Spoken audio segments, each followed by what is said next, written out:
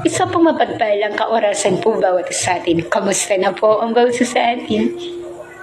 Sabi nga po ng Panginoon sa kanyang salita sa Awit 23 verse 4 na pinamagatan ko pong huwag kang matatakot.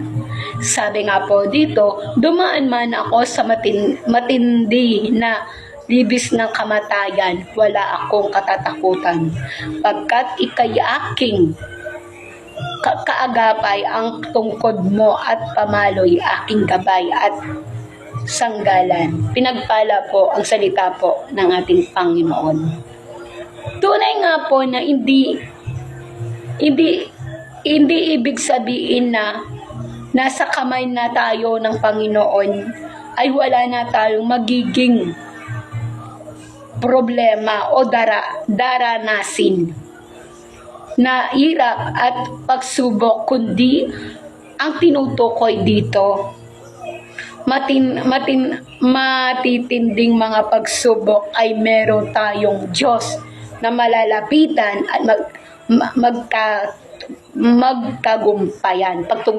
pagtagumpayan. Huwag tayong matakot sa mga pangyayari sa ating mga buhay. Marami mang pagsubok at problema, at kung saan man tayo patungo ay hindi tayo pababayahan ng Diyos.